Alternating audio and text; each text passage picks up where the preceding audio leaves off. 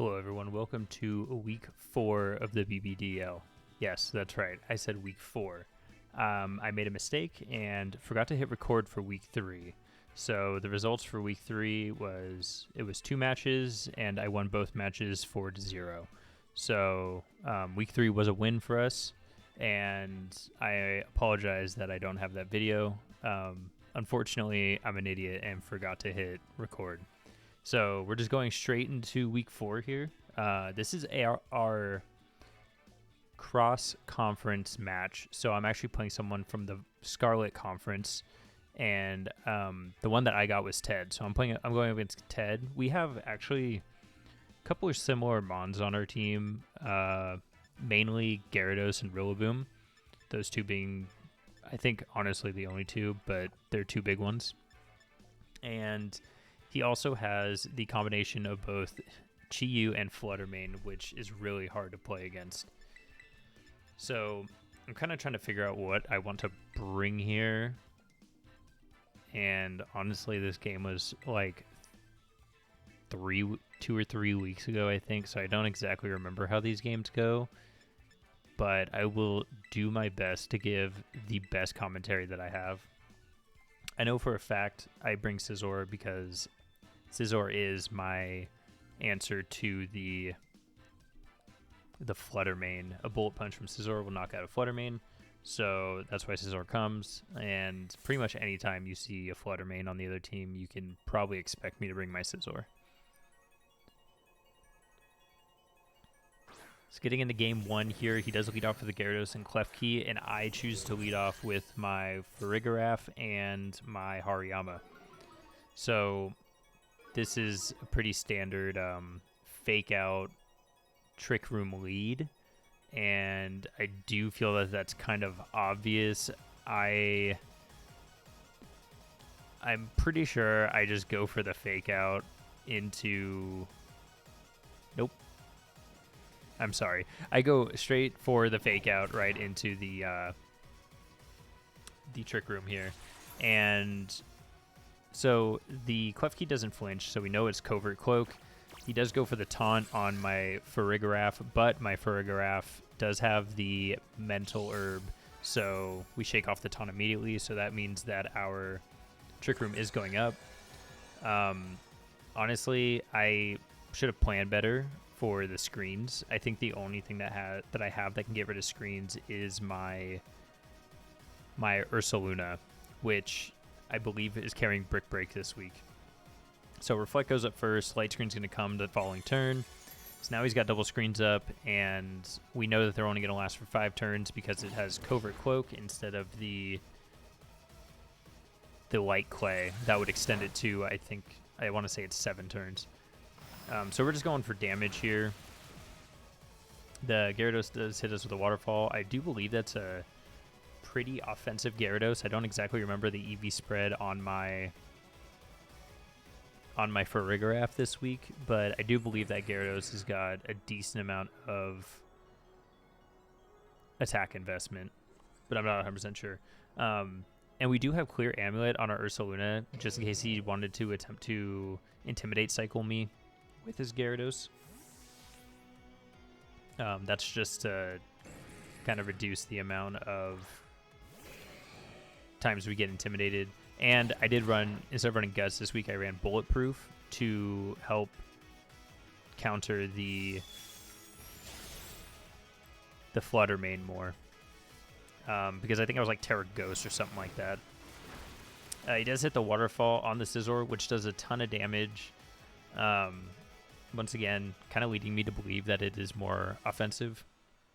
We do just knock off all of the items that are on the field right now for the other team.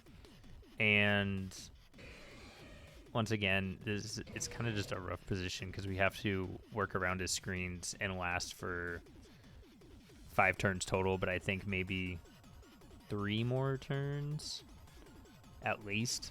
And then he can just go for screens once again.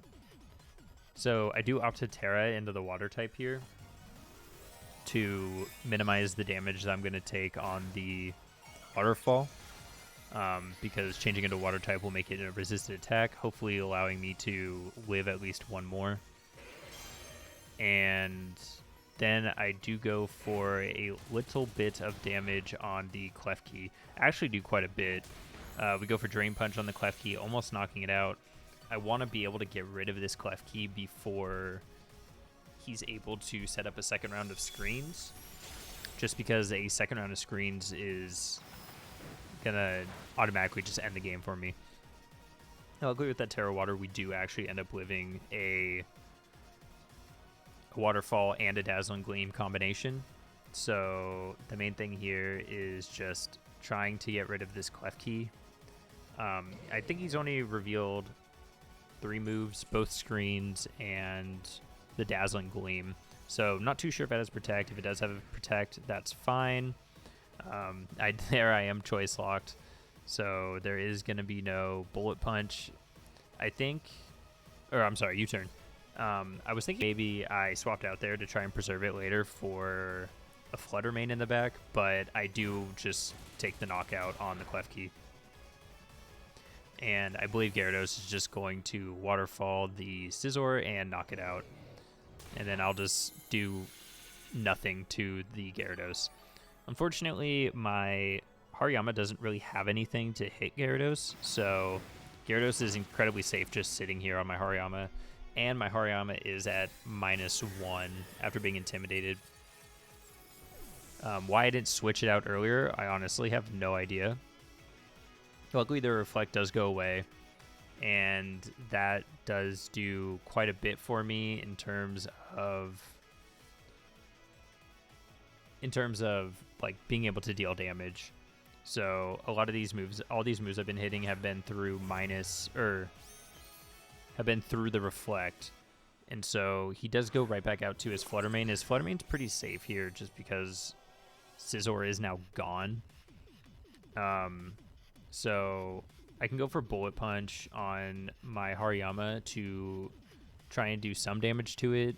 And I did bring Shadow Ball on Farigiraf just to do just to be able to threaten it as much as possible. Even just in case maybe if he doesn't Terra into a Fairy type or whatever type he might be, he will take super effective damage at least from a Shadow Ball.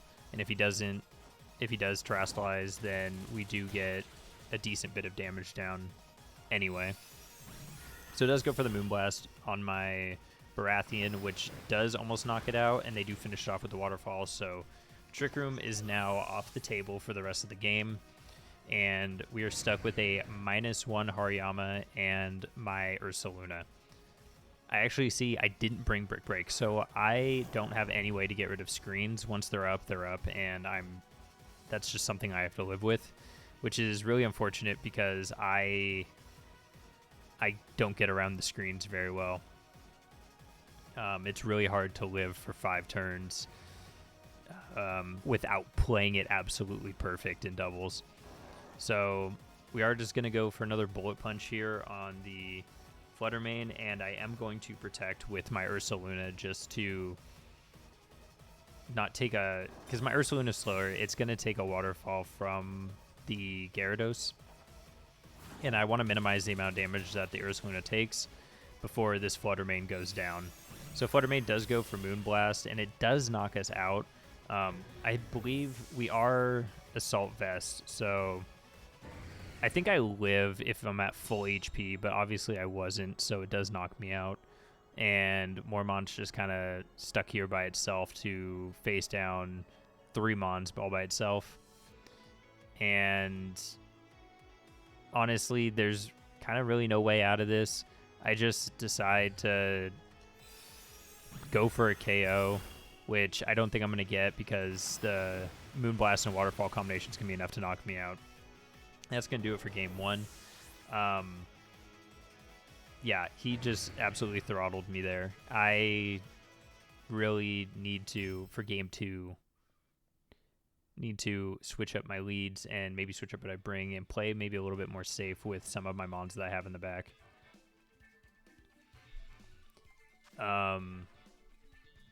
So yeah, going into this next one, I am thinking kind of bring the same Mons, except maybe no, because to say I brought Hariyama, Scizor, Ursaluna and Farigiraf. I think I end up choosing to leave Farigiraf behind and instead bringing Skeledirge. Thinking that maybe Skeledirge will be able to do something since I do have the Will-Wisp on the Skeledirge. Being able to get off burns is really, really nice. Considering that I kind of just let Gyarados sit on the field and it did a ton of damage to me. So being able to burn the Gyarados, and then if he does decide to bring the Rillaboom, being able to also burn the Rillaboom and having an immediate answer to the Rillaboom in my Skeledirge is a more attractive option to me. So, and I did bring Choice Scarf. My Gyarados was Choice Scarfed because I was Terra Flying, and Terra Flying Terra Blast kind of did work on his team, to be quite honest. And I just didn't get in the position game 1 to bring it and be able to get the Terra Blast off. So, oh, wow. Okay, I'm remembering this a little bit differently. So it looks like I am completely leaving the Trick Room mode of my team behind and kind of going all in on the Terra Gyarados. Did I even bring Gyarados game 1? I didn't. I didn't bring Gyarados game 1. That's why I didn't have a chance to Terrastallize it, because I didn't bring it.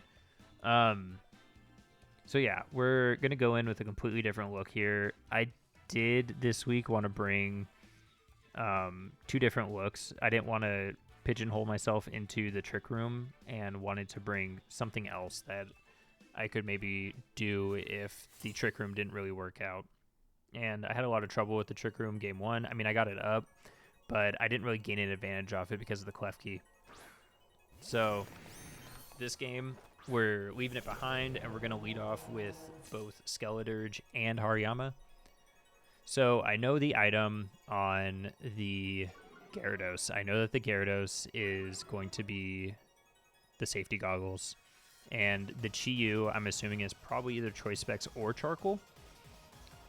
So I am just going to go for the Fake Out onto the Gyarados. And just so that way I don't have to worry about a Waterfall into my Skeledirge, and I'm going to go for the Will-Wisp. I did opt to not Terra, just because, I mean, I think I would have lived 1 Dark Pulse unless it is Choice Specs, but I didn't really want to blow my Terra this early, considering that I do kind of have the Terra Gyarados in the back that I would like, the Terra Flying Gyarados that I'd really like to Terra. So it does work out turn 1. He goes for the Protect. I go for the Will-Wisp on the Gyarados, and I end up missing. So now I'm just going to go for the Drain Punch into the Chi-Yu and protect my Skeledirge here. He does go for Dark Pulse into the Skeledirge, which is good for me. Glad I protected this turn.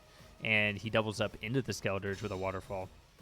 So we are going to get a free Drain Punch off on this Chi-Yu here. It almost KOs. It does probably 75%, maybe 80.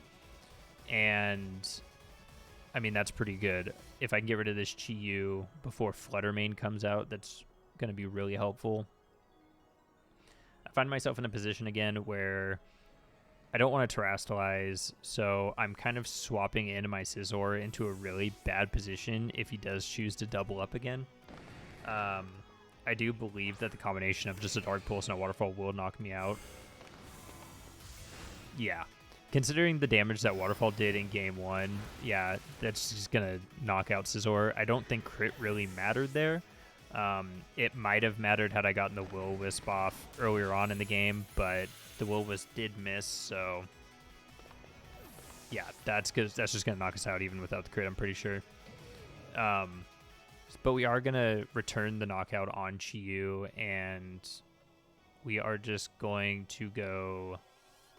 Actually, I'm not really too sure we go out to here. We might go out to the Gyarados.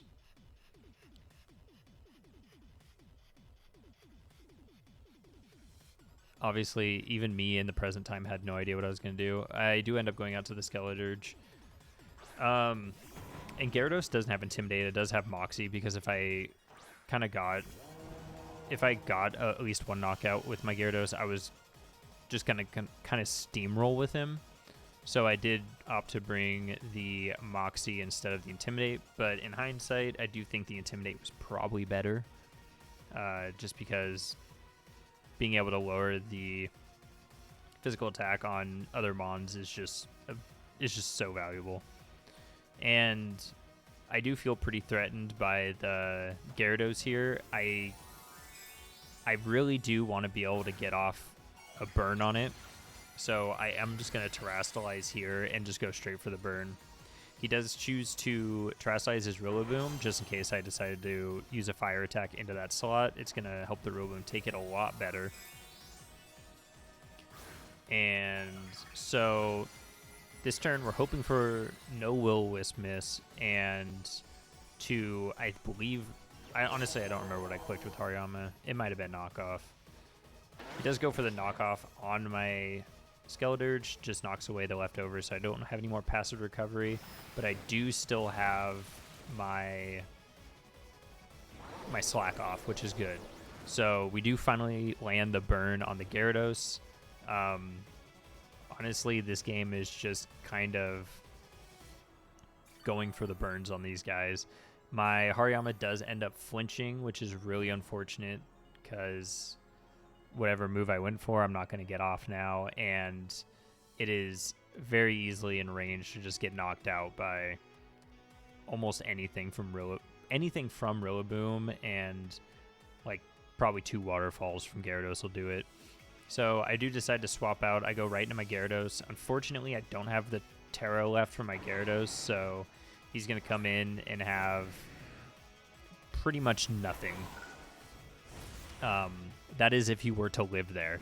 Instead, he just gets one hit knocked out by the Woodhammer, and I'm kind of just stuck once again with the Skeledirge and the Hariyama on the field. Luckily there we don't get flinched. We do get at least get the Will-O-Wisp off.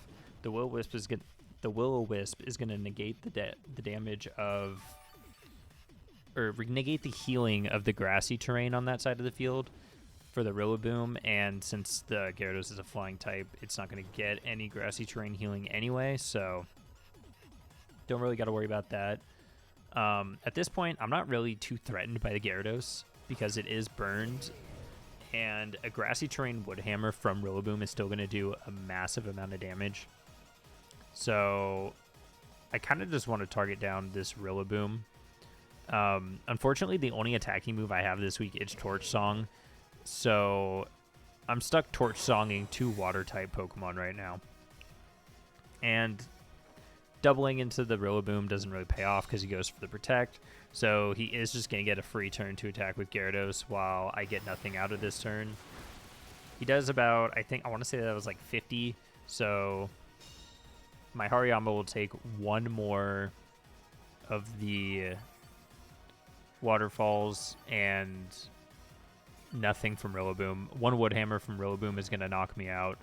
So that's kind of what I'm expecting here. I'm expecting the knockout onto the Hariyama, so that way he can just 2 versus 1 down my Skeledirge till there's nothing left of him. So once again, I go for the double up into Rillaboom. Rillaboom's the one that I need to get as much damage on as I possibly can. And like I expect, he does go for the Woodhammer, and that is going to knock out the Hariyama. So all I've got left is my poor Skeledirge, who's got to go up against 2 water-type mons and then whatever he's got in the back. He does go for the waterfall, and it does flinch me again. So I know that each turn I have to break through flinch in order to be able to get off a Torch Song. And every turn I get off a Torch Song, I'm actually just going to get stronger. But this turn I actually opt to go for Protect to get some healing from the grassy terrain and let the burn kind of deal some more damage to both Rillaboom and the Gyarados. And also just stalling out this grassy terrain, it's going to save me some HP when it comes to getting hit with Woodhammers, and Rillaboom will actually finally start taking damage from the burn.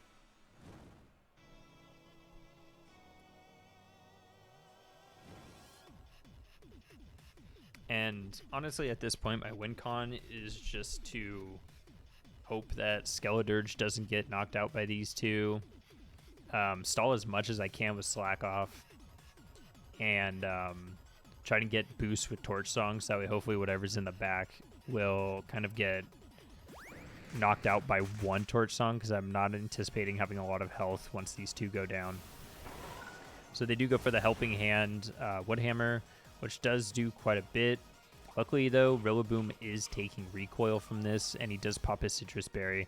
So Rillaboom doesn't have any more healing unless it were to swap out and swap back in.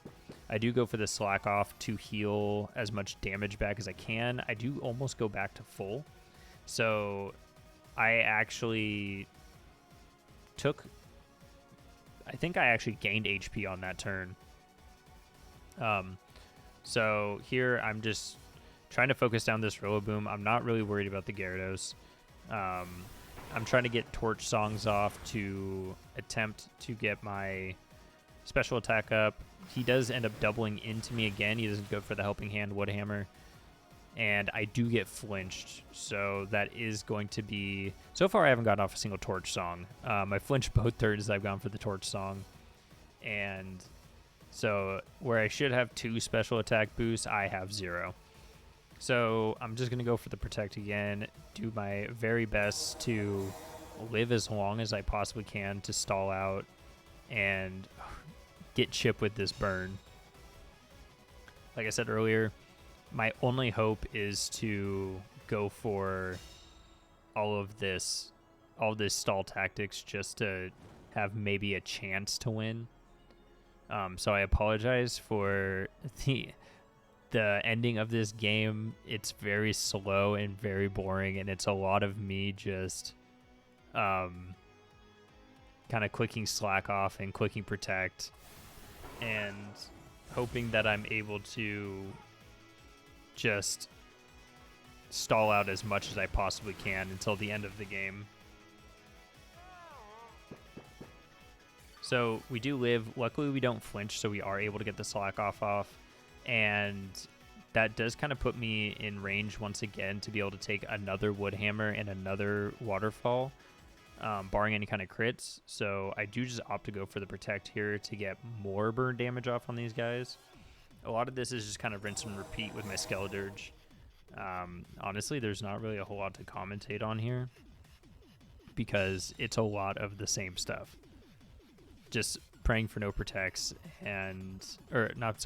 praying for no crits and getting as many protects off as I can. We're actually pretty close to being able to knock one out. If I would have hit a Torch Song on the Rillaboom would have fainted by now, I believe. And so we're just going to go for a Slack Off here. Don't want to risk going for the double protect. He does go for Woodhammer again, which does take him even lower. But he's still not in burn range, or in range to faint from the burn. We do get the Slack Off again. We do break through flinch, and that's going to bring us back up to pretty much where we were, above where we were. Rillaboom's kind of on his last turn before burn will knock him out. And Gyarados is, I think, about 3 turns away. So I do decide to go for the Slack Off once more, knowing that I'm going to live, barring any crits. And I think this is where my opponent, he swaps out the Rillaboom, and he does remember that he has Taunt on the Gyarados, and he does reveal the Flutter Mane in the back. So I definitely would have needed a few boosts in order to knock out that Flutter Mane with one Torch Song. I think I would have needed probably 4. So the fact that I have none here, even if I would have lived and knocked all these guys out, it wouldn't have really mattered in the end. So there's not really much less to say, or much left to say about this game, honestly. So just let me know in the comments, like, who you guys been shiny hunting that's just been an absolute nightmare. Because for me, it's been I've been trying to shiny hunt the 3 family tandem mouse or mousehold, and I've found a total of 1 shiny tandem mouse, which is impossible to see in the first place because it looks exactly the same as the normal one. And then the one that I found is a family of 4. And I was just gonna reset, but I decided not to because the shiny one that I found ended up having a mark, so I didn't want to get rid of that. But yeah, just let me know like what kind of Pokemon have you guys been shiny hunting that's just been an absolute slog. It's been horrible. But yeah, so that's gonna do it for this week. GG my opponent. Totally just wiped the floor with me. And yeah, hopefully we can get a win in the following week. I'll see y'all then.